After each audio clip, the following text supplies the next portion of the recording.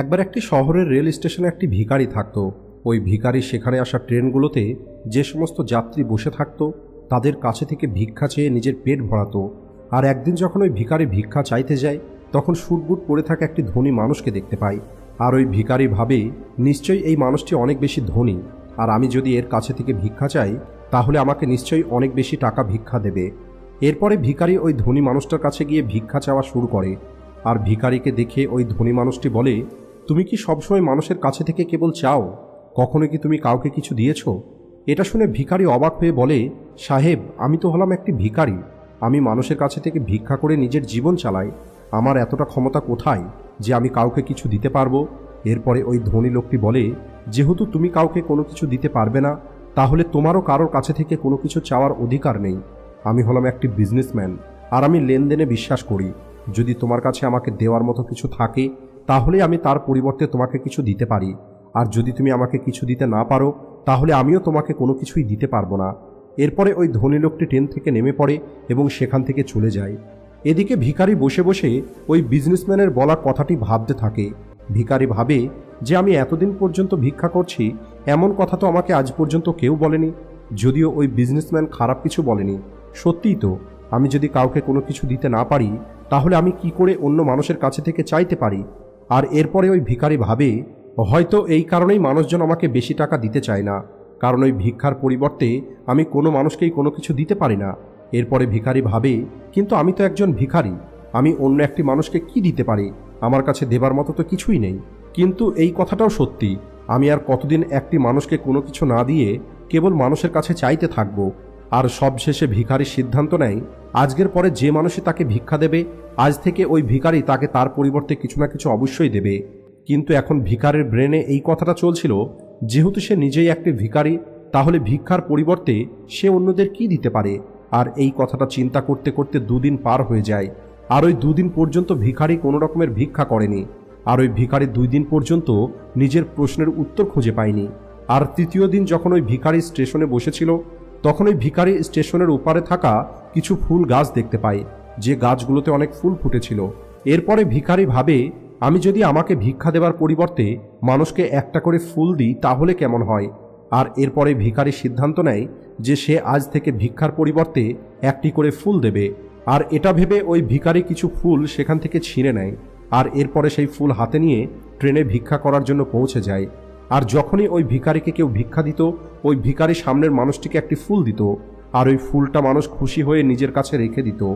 এখন ভিখারি প্রতিদিন ফুল ছিঁড়ে নিয়ে আসতো, আর যাদের কাছে থেকে ভিক্ষা নিত তাদেরকে একটা করে ফুল দিয়ে দিত। আর কিছুদিনের মধ্যেই ওই ভিখারি এটা দেখতে পায় যে এখন তাকে অনেক বেশি মানুষ ভিক্ষা দেওয়া শুরু করেছে। যতক্ষণ পর্যন্ত তার কাছে ফুল থাকতো ততক্ষণ পর্যন্ত মানুষ তাকে বেশি বেশি ভিক্ষা দিত, কিন্তু যখনই ফুল শেষ হয়ে যেত তখন তাকে আর কেউ ভিক্ষা দিত না। আর এভাবেই প্রতিদিন চলতে থাকে। আর একদিন যখন ওই ভিখারি ভিক্ষা করার জন্য ট্রেনে ওঠে তখন ওই ভিখারি দেখতে পায় সেই বিজনেসম্যানটা ট্রেনে বসে আছে, যার কারণে সে আজ ভিক্ষার পরিবর্তে মানুষকে ফুল দেওয়া শুরু করেছে। এরপরে ওই ভিখারি দ্রুত ওই বিজনেসম্যানের কাছে পৌঁছে যায় আর ভিক্ষা চাওয়ার পরে বলে, আজ আমার কাছে আপনাকে দেওয়ার জন্য কিছু আছে, আপনি আমাকে ভিক্ষা দিন, তাহলে এর পরিবর্তে আমি আপনাকে কয়েকটা ফুল দেব। এরপরে ওই বিজনেসম্যান ওই ভিখারিকে কিছু টাকা দেয়, আর ওই ভিখারি কিছু ফুল ওই বিজনেসম্যানকে দিয়ে দেয়। ওই বিজনেসম্যানের ভিখারির এই ব্যবহারটা খুবই ভালো লাগে। আর ওই বিজনেসম্যান বলে, আজ তো তুমিও আমার মতো একটি বিজনেসম্যান হয়ে গেছো। এটা বলার পরেই ফুল নিয়ে ওই বিজনেসম্যান স্টেশনে নেমে পড়ে এবং সেখান থেকে চলে যায়। এদিকে আরও একবার ওই বিজনেসম্যানের বলা কথা ওই ভিখারি চিন্তা করা শুরু করে। ওই ভিখারি ভাবে যে আমি কি করে বিজনেসম্যান হতে পারি। আর অনেক ভাবার পরে ওই ভিখারি বুঝতে পারে এখন সেও জীবনে সফল হতে পারবে, কারণ এখন সে সফলতার সিক্রেটটা জেনে গেছে। এরপরে ভিখারি ট্রেন থেকে নেমে পড়ে আর জোরে চিৎকার করে আকাশের দিকে তাকিয়ে বলে, আমি কোনো ভিখারি নই, আমি হলাম একটি ব্যবসায়ী। আমিও ওই ধনী বিজনেসম্যানের মতোই হতে পারবো, আমিও ধনী হতে পারবো। আর যখন চিৎকার করে ভিখারি এই সমস্ত কথা বলছিল, চারপাশের লোকজন ওই ভিখারিকে দেখে ভাবছিল হয়তো সে পাগল হয়ে গেছে। আর পরের দিন থেকে ওই ভিখারিকে স্টেশনে আর দেখতে পাওয়া যায়নি। আর 6 মাস পরে ওই স্টেশন থেকে দুটো মানুষ স্যুট বুট পরে যাত্রা করা শুরু করে। দুজনেই একে অপরের দিকে তাকায় এবং একে অপরের সঙ্গে হাত মেলায়। আর প্রথম ব্যক্তিটা বলে, আপনি কি আমাকে চিনতে পারছেন? দ্বিতীয় ব্যক্তিটা বলে যে না, আমি আপনাকে চিনতে পারিনি, আর আমার মনে হয় আমি আপনার সঙ্গে প্রথমবার দেখা করছি। তখন ওই প্রথম মানুষটি বলে যে না, মনে করে দেখার চেষ্টা করুন, আমরা প্রথমবার নয় বরং তৃতীয়বার দেখা করছি। এরপরে দ্বিতীয় ব্যক্তিটি বলে, কিন্তু আমার মনে পড়ছে না যে আমরা এর আগে দুবার কখন দেখা করেছিলাম। তখন প্রথম ব্যক্তিটি একটু হাসে আর বলে, আমাদের এর আগে দুইবার এই ট্রেনেই দেখা হয়েছে। আমি হলাম সেই ভিখারি যাকে আপনি প্রথম সাক্ষাতে বলেছিলেন যে আমাকে জীবনে কি করতে হবে। আর দ্বিতীয়বার যখন দেখা হয়েছিল তখন আপনি আমাকে বলেছিলেন যে আমি আসলে কে। এরপরে দ্বিতীয় ব্যক্তিটি হাসে আর অবাক হয়ে বলে, আমার মনে পড়েছে, তুমি কি সেই ভিখারি যাকে আমি একবার ভিক্ষা দিতে মানা করে দিয়েছিলাম, আর দ্বিতীয়বার আমি তোমার কাছে থেকে কিছু ফুল কিনেছিলাম। কিন্তু আজ তুমি এই স্যুট বুট পরে কোথায় যাচ্ছ, আর আজকাল তুমি কি করছো? তখন ওই প্রথম ব্যক্তিটি বলে, হ্যাঁ আমি হলাম সেই ভিখারি, কিন্তু আজ আমি ফুলের অনেক বড় একটি ব্যবসায়ী, আর ব্যবসার কারণেই আমি অন্য শহরে যাচ্ছি। এরপরে প্রথম ব্যক্তিটি কিছুক্ষণ চুপ থাকার পরে বলে, আপনি আমাকে প্রথম সাক্ষাতে সেই কথাটা বলেছিলেন যেটা এই প্রকৃতির নিয়ম, আর এই প্রকৃতির নিয়ম অনুযায়ী আমরা তখনই কোনো কিছু পাবো যখন আমরা কোনো কিছু দেব, আর এই নিয়মটা বাস্তবে কাজ করে, আর আমি এটা খুব ভালোভাবে অনুভব করি। কিন্তু তারপরেও আমি সবসময় নিজেকে ভিখারি মনে করতাম, আর এর বাইরে আমি কখনোই কোনো কিছু চিন্তা করিনি। আর দ্বিতীয়বার যখন আপনার সঙ্গে আমার দেখা হয় তখন আপনি যখন আমাকে বলেছিলেন আমি একটি বিজনেসম্যান হয়ে গেছি, তখন আমি এটা বুঝে নিয়েছিলাম যে মানুষ আমাকে এত বেশি ভিক্ষা কেন দিচ্ছে। কারণ তারা আমাকে ভিক্ষা দিচ্ছিল না, বরং তারা ওই ফুলের মূল্য দিচ্ছিল। প্রতিটা মানুষ আমার ফুল কিনে নিচ্ছিল, কারণ এর থেকে সস্তায় অন্য কোথাও ফুল পাবে না। আমি মানুষের চোখে একটি ছোট ব্যবসাদার ছিলাম, কিন্তু নিজের চোখে আমি একটি ভিখারিই ছিলাম। আর আপনার বলার পরে আমি বুঝতে পারি যে আমি একটি ছোট ব্যবসায়ী। আর এরপরে আমি ট্রেনে মানুষকে ফুল দেওয়ার কারণে যে টাকা রোজগার করেছিলাম সেই টাকা দিয়ে আমি অনেক ফুল কিনে নিই আর ফুলের ব্যবসা করা শুরু করে দিই।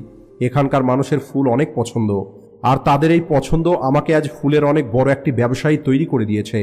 এই দুটো ব্যবসায়ী এখন অনেক খুশিতে ছিল, আর তারা তাদের স্টেশনে আসার পরে ট্রেন থেকে নেমে পড়ে এবং নিজের নিজের রাস্তায় চলে যায়। বন্ধুরা, এই গল্প থেকে আমরা অনেক কিছু শিখতে পারি। গল্পে প্রথম যে বিজনেসম্যানটা ছিল উনি গিভ অ্যান্ড টেক এই পলিসিটাকে খুব ভালোভাবে জানতেন। পৃথিবীর যত বড় বড় বিজনেসম্যান আছে তারা প্রত্যেকেই এই গিভ অ্যান্ড টেক পলিসিটা ব্যবহার করে, আর এর ফলেই তারা আজ এত বড় বিজনেসম্যান হতে পেরেছে। আর এই নিয়মটাই ওই ভিখারিকে শেখায়।